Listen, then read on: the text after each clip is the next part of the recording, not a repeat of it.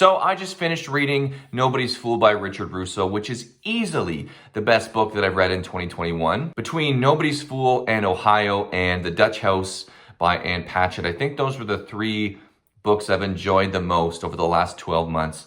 And I don't think that's an accident. I think the three books actually share a lot of similarities. So if you're a fan of either one of those books, I think you'd really like Nobody's Fool. But I was shocked to find out when I came on YouTube this morning, and there's not a single review of it on BookTube. But I think it's such a wonderful book, and I think it's so well worth your time that today I'm going to outline 10 reasons why I think you should read Nobody's Fool by Richard Russo. Before we get into it, I'm just going to give you a quick little synopsis about what Nobody's Fool is about. It mostly centers on 60-year-old Donald Sully Sullivan. He's an out-of-work construction worker with a bum knee, and he's been estranged from his family, most especially his son, for like 30 years. He's the victim of some pretty serious trauma early in his own life, and he has not exactly perpetuated the same kind of trauma onto his son, but he's allowed his maybe fears of intimacy to pollute all these other areas of his life. Despite the fact that he's very well liked, he's very charming, he's very funny, he has a really hard time getting really close to people. And the story really gets going when his son, Peter, who's a roughly 35-year-old failed college professor, he moves back to town, and the two of them are kind of forced to interact for the first time in a really long time, and chaos ensues. There's a bunch of other stuff that happens in the book, but that's kind of the nuts and bolts of it. So number one, this is basically if a middle-aged man wrote his version of the Gilmore Girls. If you were ever attracted to that show because of the small town charm or the snappy, witty dialogue, or the kind of generational story it's trying to tell, I think you would love this book. It's flipped where it's not a story about a mother and a daughter, it's very much a story about fathers and sons. It's a darker, sadder version of that story for sure, but in terms of like atmosphere and charm and vibe, I think they do share a lot. Number two, this is the wittiest, funniest book you will have read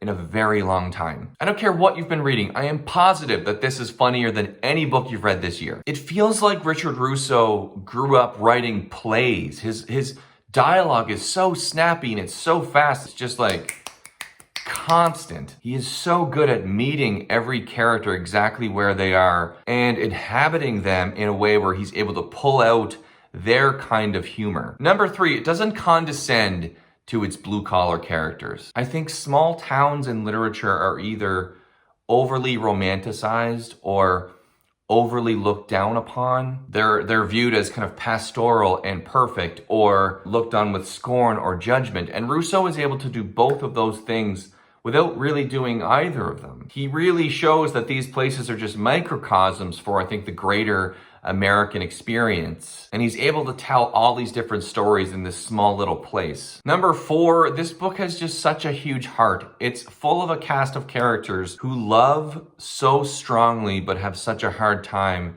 expressing that. It's about people who are failing over and over and over again. Like a lot of literary fiction, it's a book where a lot of bad things happen and very few good things happen. But when those good things happen, they're so heartwarming. Number five, it's discussion of how we perpetuate pain in our lives and why we do it. No one is happy in this story. Everyone is struggling, and they're all dealing with hurts that they can fix, and for all kinds of different reasons are choosing not to. One of my best friends is going through a really, really hard time in his life, and it seems like he gets up every morning and just chooses to live a life in pain. He's not fixing the situation that he's in, or he's not changing the situation that he's in.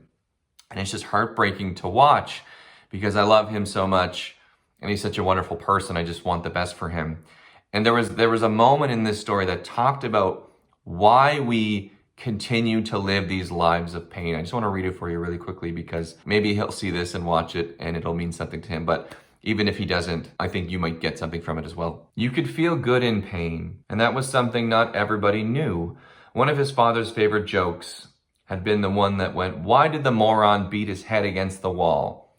Because it felt good when he stopped." Sully understood that the reason his father liked the joke was not so much that it was funny, as because it was literally true. There was pleasure to be taken from the diminishment of pain.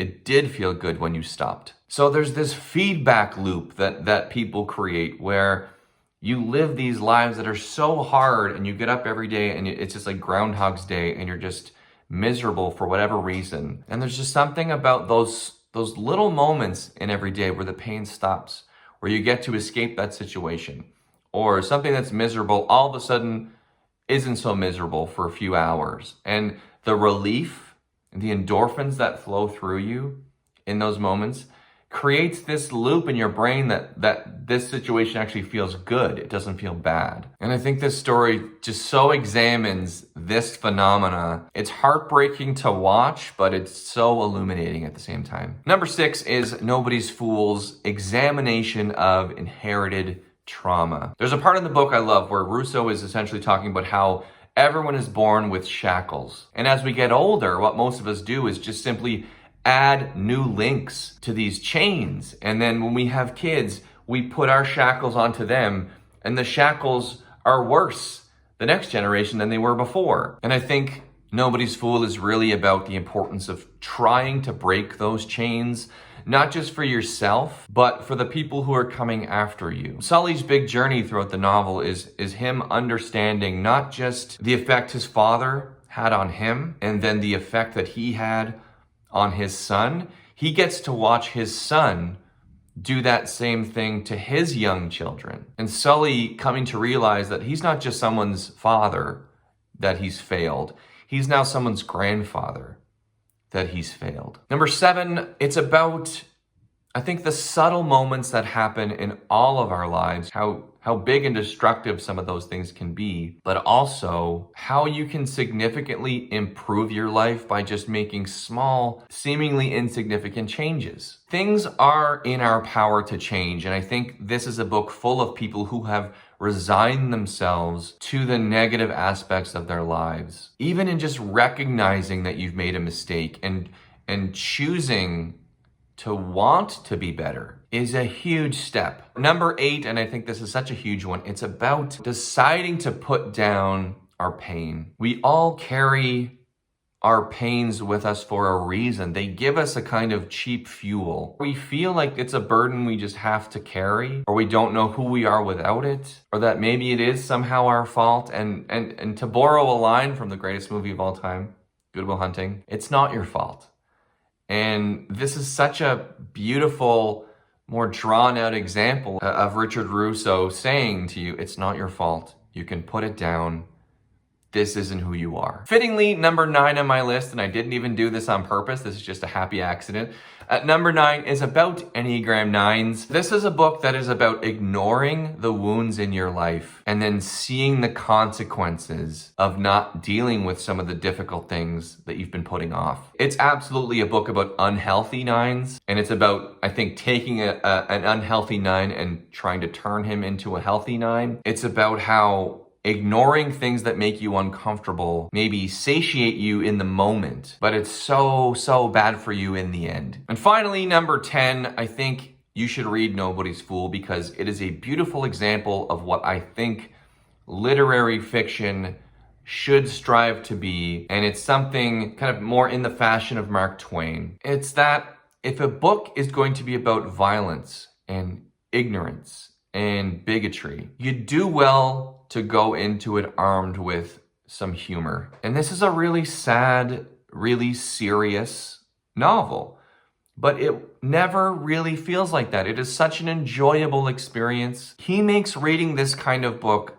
so easy and in a way where you're still absorbing all the very real shit that he's talking to you about. He's not glossing over any of this stuff. He's just making it palatable in a way where I could read this sort of book over and over and over again and not feel as weighed down by it. So there you go. That's 10 reasons why I think you should read Richard Russo's Nobody's Fool. It is 10 reasons out of 100 I could give you. I absolutely love this book. It's a surefire 5-star book for me. Like I said, it's the best book I read in 2021. Maybe one of the best books I've read in years. As always, thank you so much for watching. My name is Rick McDonnell, and I will see you all in a couple days. Bye.